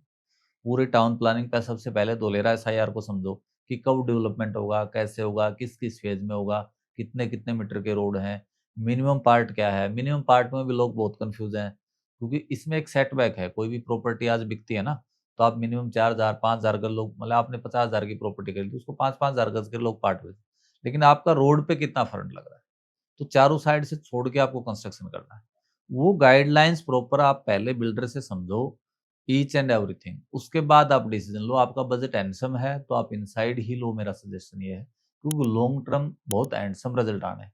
यदि आपका लो बजट है तो फिर मेन स्ट्रीम रोड है बाहर, और उससे भी लो बजट है तो मेन स्ट्रीम रोड थोड़े से दूर भी है जहां भी डेवलपमेंट नहीं दिखता। सस्ते होने का कारण ये नहीं है कि वो मेन स्ट्रीम रोड नहीं है, सस्ते होने का कि अभी इंडिया पॉपुलेशन की एक सबसे मोटी कमी है, जहां दिखता वहां खरीदते हैं, जहां फ्यूचर का प्लानिंग है वो वहां भेड़ फोकस चाल कम हो पा भेड़ जाता चाल है। तो वहां ले लीजिए आप, अंदर जाने की आपको जरूरत नहीं है। अपॉर्चुनिटी इतनी है कि आप गिफ्ट सिटी में ले लो, और हैंडसम बजट है तो 10-20 करोड़ का है तो दुबई जाने की जरूरत ही नहीं। दुबई की प्रॉपर्टी से तो कहीं हैंडसम प्रॉपर्टी, बिल्कुल। और दुबई एक पिक टाइम है मेरे हिसाब से, और ये अभी ऑनगोइंग है। उसके अलावा फिर आप लोथल ले लो, SIR ले लो, इतने ऑप्शन हैं लोगों के पास, फिर भी अब देखना चाहिए उन्हें क्या कुछ। तो आपका सजेशन ये है कि अगर हमारा बजट एक हैंडसम है तो हमें इनसाइड ही जाना चाहिए। इनसाइड ही जाना चाहिए। अगर हमारा बजट 5-10-15 लाख का, 20 लाख का है, तो बाहर एक लाइव रोड पे हमें जाना चाहिए, लाइव जो रोड, फ्यूचरिस्टिक वेल हो, कनेक्टेड रोड, वेल कनेक्टेड हो, फ्यूचरिस्टिक हो। बिल्कुल चाहे एयरपोर्ट के पास हमें मिल रहा हो, बिल्कुल चाहे हमें भीमनाथ जंक्शन के पास मिल रहा हो। तो ये कुछ लोकेशंस हैं जहाँ पे आप जा सकते हो, जो स्टेट हाईवे बिल्कुल डिक्लेयर्ड है या होने वाले हैं। बिल्कुल ठीक है, और लाइव रोड्स आज की डेट में तो कम से कम है ही वहाँ पे। बिल्कुल तो ये एक सजेशन हो गया आपका इसके लिए। तो ये हमारे कंज्यूमर्स के लिए थोड़ा आसान रहेगा कि आप बाहर की प्लॉटिंग में थोड़ा-सा सोच समझ के करिए। अंदर जब भी आप लेते हैं, तो उसके अंदर गाइडलाइंस को ध्यान से पढ़िए, बिकॉज़ क्योंकि धुलेरा की गाइडलाइंस बड़ी ही क्लियर है। बिल्कुल हर चीज़ के लेकर, चाहे आप इंडस्ट्रियल लो, चाहे रेजिडेंशियल है, चाहे कमर्शियल, चाहे हाई एक्सेस कॉरिडोर जहाँ पे हाई राइज़ बिल्डिंग पास है, तो वो आपकी मदद करेगा गाइडलाइंस को समझ के लेने में। मैं एक चीज बताऊं, हमने थोड़ा बहुत स्टडी और शहरों को भी किया है। आज भी जो अथॉरिटियां जहाँ मकान बन रहे हैं ना, वहाँ प्रॉपर आपको हर चीज लिखी हुई नहीं मिलेगी। आर्किटेक्ट का आपको सहारा लेना पड़ेगा, वो हाँ जी। डिपार्टमेंट में पता करेगा, फिर को कागज एफएआर मिलेगा, फिर आपको कैलकुलेशन, ये प्लान पास यहाँ नक्शे पे आज होते हैं। ईच एंड एवरीथिंग रिटर्न हाँ। डे फर्स्ट से, तो आपको कंफ्यूजन नहीं है। उसको थोड़ा सा ध्यान से आप पढ़ लिए, स्टडी करिए, या जिन्होंने स्टडी कर लिया उनसे बैठ के 10 मिनट आप लगा लो, आपको सारी चीजें क्लियर हो जाएंगी। गाइडलाइंस ऑलरेडी रिटन है, आपको सिर्फ उस पर वर्कआउट और फोकस करना है। सही बात है। अगर कोई गवर्नमेंट सिटी बना रही है, तो हमें उसके गाइडलाइंस को ओबे करना चाहिए, अदरवाइज़ डिसओबे करके तो हमारा नुकसान ही होगा बिल्कुल आगे बिल्कुल। जाके। तो उस चीज़ का है। एक और सवाल है अजय भाई, क्या माल बिक जाएगा, रुक तो नहीं जाएगा? नहीं नहीं, मतलब आज एज़ अ इन्वेस्टर मैं यहाँ पे 2 करोड़ की इन्वेस्टमेंट करता हूँ, तो मैं वापस लिक्विडेट कर पाऊँगा इसे कि नहीं हो पाएगा? बिकने की बात ये है इंद्र भाई, आप है ना, रेट में भी लोग कंपैरिजन नहीं कर रहे। 15-15 गुना लेके भी हम यूँ कहते हैं कि थोड़ा भी ठीक दे लो, आने वाले कस्टमर के लिए भी ठीक हो जाए। लेकिन मार्केट रेट है सर, बिकने की कहीं कोई दिक्कत नहीं है। आपके पास डॉक्यूमेंटली वेल होना चाहिए, आप प्रॉपर आप डॉक्यूमेंटेशन अपने घर रखो वेल से जाके। आपकी डिमांड इतनी आए कि आप जिससे भी बाई कर रहे हो, यदि वो अच्छा बिल्डर है, इन्वेस्टर, तो उसको इन्वेंट्री के लिए आपके पास कॉल बैक आएगी आएगी। आप चल के ही नखरे करोगे, भई अभी नहीं देना सर, अभी विचार नहीं है मुझे, तो 6 महीने 12 महीने और। इन्वेंट्री की इतनी बड़ी ज़रूरत है, क्योंकि 75% के करीब लैंड तो गवर्नमेंट के पास है। सिर्फ 25% बिल्डर, इन्वेस्टर, फार्मर सब आ गए उसमें। तो उसमें से भी हर साल 1-2% होल्ड ही हो रही है। जैसे कुछ अपना इंडस्ट्रियल डालना है, किसी मकान बनाना है, किसी को कमर्शियल करना है, किसी को कॉलेज डालना है, तो वो ज़मीन तो होल्ड हो गई ना, वो तो रीसेल के लिए आनी नहीं। सही बात। तो रीसेल के अपने आप में एक डिमांड है। आज की डेट में अभी, हाँ, ये 2 साल 3 साल पहले ऐसा था। आप 23 से पहले के युग में जाओगे ना, तो रीसेल धोलेरा की थोड़ी स्लो थी। अब रीसेल स्लो नहीं है, और जैसे-जैसे आगे टाइम बीतेगा, रीसेल बहुत फास्ट होगी। क्योंकि पब्लिक की डिमांड के हिसाब से, मेरे मोटा-मोटी अनुमान से जो हम एक्टिवेशन में घूमते हैं, कहीं फूड पार्क पे जाते हैं, वहाँ लोग आते हैं, दाएँ-बाएँ बात करते हैं, दिन में देखते हैं कितने लोग आ रहे हैं। तो आज के दिन भी फुटफॉल जो है ना 30-35 हज़ार से कम विज़िटर नहीं है धोलेरा। और जब एक्स्ट्रा रिज़ल्ट में जिन लोगों को हम जानते हैं, तो फिर दीदार से ही कर रहे हैं। तो एक एक्स्ट्रा अपॉर्चुनिटी रीसेल की बहुत अच्छी अपॉर्चुनिटी है, आज के दिन जो कलेक्ट करके रखेगा। 29-30 में मुझे ऐसा लगता है कि नई ज़मीन ही आपको कम मिलेगी, रीसेल पे ही आपको काम करना है। उसका रीज़न ये है ना कि एक फार्मर वहाँ पूरी ज़मीन बेचता है। मतलब 150 बीघा किसी के पास है, ठीक है sir? 3000 square 3 lakh square yard, तो पूरा 3 लाख स्क्वायर यार्ड ही बेचता है। अब बिल्डरों ने भी क्या किया, अभी उस स्टेज पे आ गए कि 20-20, 30-30 हज़ार गज का पार्ट करके बेच दिया। अब बिल्कुल। आगे पार्ट करने के लिए जगह ही नहीं, वो रीसेल के लिए ही चाहिएगा। तो रीसेल हो जाएगा यहाँ पे। अगर मैं नो बात डाउट। करूँ, आपसे मैं बात करूँ टेंटेटिवली कैलकुलेशन 6 साल की पूछ रहा हूँ। पर ईयर कितनी ग्रोथ देखते हो? एक सिंपली हम अगर बात करें देखो 1 करोड़ की इन्वेस्टमेंट पे पर ईयर ग्रोथ कितनी पर होगी? ईयर की आप आंकड़ा निकालोगे तो 30 से 35% की ग्रोथ हम मान के चलते हैं, लेकिन इसी ग्रोथ को यदि आप 4 साल 5 साल पे कन्वर्जन करोगे ना तो ये कहीं बड़ी होगी। जो मैं फिगर बोलूंगा तो लोग हो सकता है लोगों को रियलिस्टिक ना लगे। आप 20 25 30 गुना पे भी जा सकते हो, 100 गुना पे भी जा सकते हो। 2040 के आसपास जब ये कंप्लीशन पे होगा सिटी, वहाँ पे उस टाइम क्या स्कोप लगता है आपका इसका? सर 40 तक जाने की जरूरत नहीं है।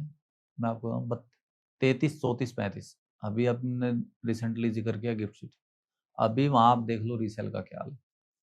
हाँ, 2.5 और करोड़ का अभी एक 2 अभी तो BHK। उस प्रोजेक्ट को भी कंप्लीट होने में 3 4 साल है। तो 40 का नहीं है, 32 का जैसे सेकंड फेज आएगा ना, आपको डेवलपमेंट उस बेस पे लगेगा कि बिल्डिंगें हाइट देती हुई दिखेंगी, शोरूम दिखेंगे, ट्रैफिक दिखेगा, मेट्रो दिखेगी, तो फिर अपने आप में सिटी खिंच जाती है। नोएडा लगा लो, नोएडा का फर्स्ट फेज जो बना सबसे नजदीक, या चंडीगढ़ बना, तो वहां फर्स्ट हाफ में क्या डेवलपमेंट हुआ और सेकंड हाफ में क्या हुआ। सही बात। अभी गुड़गांव लगा लो, गुड़गांव से आप निमराना तक चले जाओ, इंडस्ट्रियां हैं, डेवलपमेंट है। अब उसी को आप पहले 10 15 साल 20 साल का दौर देखो और फिर लास्ट के 10 साल देखो, तो जो टाइम लगना था ना वो धोलेरा लग लिया। अब 3 4 साल में तो मतलब उम्मीद से अलग सिटी की हाइट आपको दिखेगी। तो अजय भाई, कस्टमर्स को हमारा समझाने का मतलब यही होता है कि उनको कोई भी इन्वेस्टमेंट, देखो हार्ड एंड मनी है हर किसी की, मेहनत से कमाई हुई पैसा है इंसान का। तो लोगों को कभी-कभी ये भी समझ में नहीं आता, मैं कस्टमर्स का एक फीडबैक दे रहा हूँ आपको ये चीज़, क्योंकि इस तरीके की इन्वेस्टमेंट कभी मार्केट में शायद आई है। एक सिटी के अंदर लैंड्स की इन्वेस्टमेंट।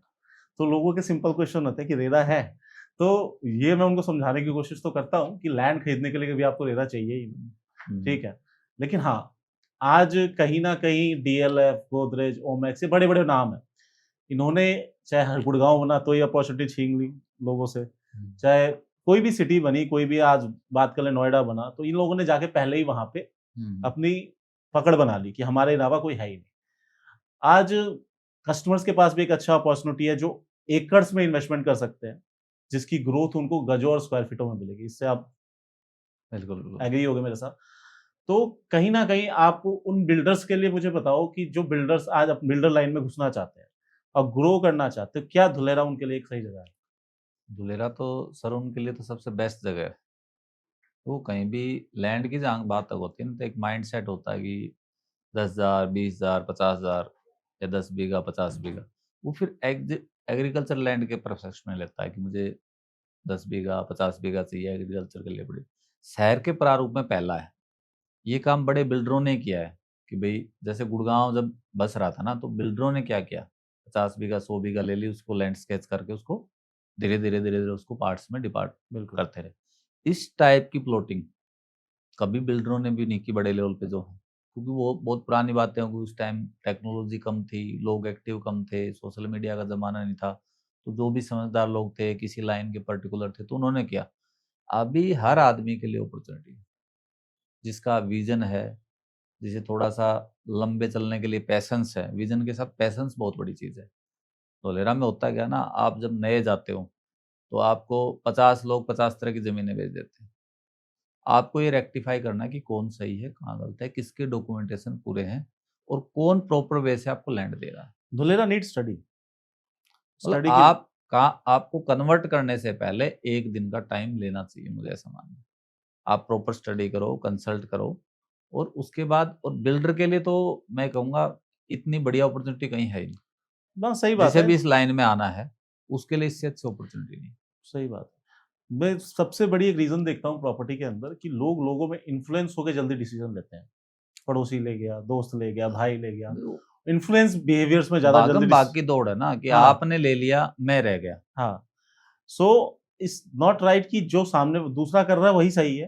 उसमें कुछ गलतियाँ हो सकती है, शायद आप उसको सुधार सकते हो, लेकिन उसके लिए आपको स्टडी करनी पड़ेगी। और एक अच्छे आदमी को आपको ढूँढना पड़ेगा, उससे चीज़ों को सर समझना पड़ेगा। बेसिक बात क्या है ना, जिसको भी आप कॉपी कर रहे हो, उसकी नीड्स अलग हैं, उसकी इनकम ऑफ सोर्स अलग हैं, उसकी इनकम के स्लैब अलग हैं। हम और आप पड़ोसी हो सकता है आप 5 करोड़ रुपए महीना कमा रहे हो, बिल्कुल, मेरी इनकम ही 5 लाख रुपए हो, तो मैं आपको कैसे कम्पीट करूँ? दूसरा, आपका रिस्क फैक्टर लेने का ज़्यादा हो, आपको फ़र्क भी नहीं पड़ता हो मानसिक रूप से मेरे 50 लाख डूब जाएँ, मुझे हो सकता है 1 लाख में। तो फैमिली सर्कमस्टांसेस अलग हैं। तो लोगों को अपनी नीड के हिसाब से वर्कआउट करना चाहिए। अच्छी चीज़ों को आप स्टडी करो फिर लो। और दुलेरा तो मैं ये कहता हूँ कि दुलेरा, जैसे आपने 5 लाख की प्लॉट की, भाई जिसके पास थोड़ा बजट है तो आउट ऑफ पॉकेट तो करना नहीं चाहिए, हम सलाह नहीं बिल्कुल। देते। लेकिन पॉकेट में यदि 5 लाख भी हैं तो यदि अपने बच्चे के लिए आपने एफडी डाल दी, एफडी बोलते हैं, तो वो करोड़पति होकर निकलेगा सर। बिल्कुल। हर आदमी अपने, मतलब जब बच्चा छोटा होता है ना 1 साल का, तो सोचता है कि 18 का होगा, 20 का होगा तो मैं इसके लिए ये करूँगा, ये करूँ। आप जो कर रहे हो एजुकेशन, जो भी उसको लाइन दे रहे हो, वो तो दे ही रहे हो। उसके लिए एक एफडी डाल दो, जितना भी आपका बजट है। जिसका बड़ा बजट है वो बड़ी एफडी डाल दो। वो आने वाले पीढ़ियों में आपको याद करेगी कि किसी टाइम मेरे फादर ने, मेरे दादाजी ने, मेरे एल्डरों ने कुछ ना कुछ इतना बड़ा डिसीजन लिया कि हमारे ड्रीम्स चेंज हो गए। बिल्कुल। इतनी बड़ी अपॉर्चुनिटी है सर, इसे एक वर्ड से आप समझ जाओ। तो छोटे से एक वर्ड में इसको हम कंक्लूड भी करते हैं इस पॉडकास्ट को। तो ये कहने का मतलब है कि धुलेरा एक अपॉर्चुनिटी है, जो मेरे को इस पॉडकास्ट का एक एंड रिजल्ट समझ में आता है। जिस अपॉर्चुनिटी को कोई स्टडी करके गाइडलाइंस के थ्रू और अपनी सही नीयत से लेगा, तो वो पैसे कमाएगा ही कमाएगा। सर, आज के दिन जितनी इंडिया में अपॉर्चुनिटी, सबसे बेस्ट अपॉर्चुनिटी है। अपॉर्चुनिटी 2 तरीके से हो, एक तो आपने पैसा लगाया और फिर आप रिटर्न ले रहे हो, एक डेली आप वर्कआउट करके रिटर्न ले रहे हो। जैसे आपने शोरूम डाल लिया, कोई शॉप डाल ली, वो तो डेली बेस की इनकम के। यदि विदाउट वर्क आए, कहीं एसेट्स रिटर्न है आपकी इन्वेस्टमेंट, तो इससे बेस्ट अपॉर्चुनिटी आज के दिन इंडिया में। यहाँ पे पैसे को काम पे लगाना है हाँ, बेसिकली। पैसे को काम पे लगाना, फिर जो दिन सोते-सोते रात पैसे कमाना। सोते-सोते भी बढ़ता रहेगा। बिल्कुल। तो वही है कि अपने ज़रूरत के हिसाब से इंसान को इन्वेस्टमेंट करनी चाहिए, और धुलेरा एक ऐसी अपॉर्च्युनिटी है, जहाँ पे मिनिमम टू मैक्सिमम कोई लिमिट नहीं है। कोई लिमिट नहीं, आप मैं कहूँ मतलब 5 लाख से नीचे भी आपको प्लॉट मिल जाएगा। हाँ, तो उसके लिए कोई लिमिट नहीं है। हाँ, और डेफ़िनेटली हमारे व्यूअर्स कॉन्टैक्ट भी करेंगे आपको, तो मैं चाहूँगा उनको आप सही डिसीज़न और चीज़ें बताएँ, और अच्छी एक प्रॉपर्टी उनको दें, जो उनको एक अच्छी एप्रिसिएशन के साथ मिले, और आपका एक्सपीरियंस उनके को मिले कि बिल्कुल। मतलब उसमें वो सही डिसीज़न लेने में कामयाब हो पाएँ। हमारा तो देखो, जो भी व्यूअर आपके आएँगे उनके लिए कुछ एक्स्ट्रा भी करेंगे। हुँ, नहीं तो हम तो सबको ये सजेस्ट देते हैं कि हम गाइडलाइंस प्रॉपर दे देते हैं, फिर जहाँ आपका कॉम्बिनेशन बन रहा हो, जिसके साथ बन रहा हो, जिसको आप ट्रस्ट कर पा रहे हो, जिसके साथ लीगली आप साउंड हो रहे हो, उससे ले लो, लेकिन धोलेरा लो ज़रूर। आपके लिए लाइफ चेंजिंग होगा। आप एक याद करोगे, कहीं गए थे इंद्र भाई ने, अजय भाई ने, एसएस रियल्टी ने, ब्रिलियंट होम में आपसे एक सजेस्ट किया, एक कंसल्टेंट किया बहुत अच्छा।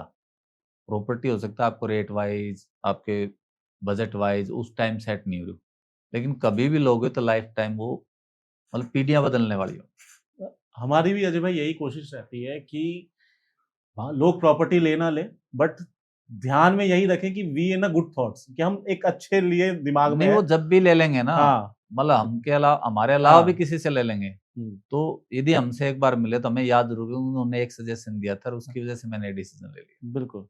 तो तो वही वो होता है कि बेस्ट विशेज़ हमारे साथ होंगे, बिल्कुल, वो दिल से जो बेसिकली आने वाली। वो रहनी चाहिए, दुआएँ बड़ी होती हैं, हाँ, बड़ा दुआएँ म चाहिए सबसे ज़्यादा तो। सबसे बड़ी बात होती है। तो वही चीज़ है। तो आज धुलेरा को लेकर हमारे व्यूअर्स का भी बहुत ज़्यादा माइंड क्लियर हुआ होगा, जो स्कैम्स वगैरह सब है। तो आपको प्रॉपर्टी में स्टडी बहुत ज़्यादा ज़रूरी है। बाकी धुलेरा एक सेफ इन्वेस्टमेंट है, और गवर्नमेंट डिफाइंड सिटी है, और आज तक ऐसी सिटी ही नहीं बनी इंडिया के अंदर जो बनने जा रही है। तो इसको लेके आपको यहाँ पे इन्वेस्टमेंट करनी चाहिए, आपके बजट सेगमेंट के हिसाब से। इनिशियल बजट आपका 5 लाख का भी हो सकता है, और आपका 50 करोड़ का भी हो सकता है। तो ये आप पे डिपेंड करता है। बाकी ज़्यादा जानकारी के लिए आप नीचे दिए गए पे कॉन्टैक्ट करिए। जी, बाकी थैंक यू धन्यवाद सो अजय मच। भाई हमारे साथ ओके, जुड़ने थैंक के यू, लिए। Thank you, thank you.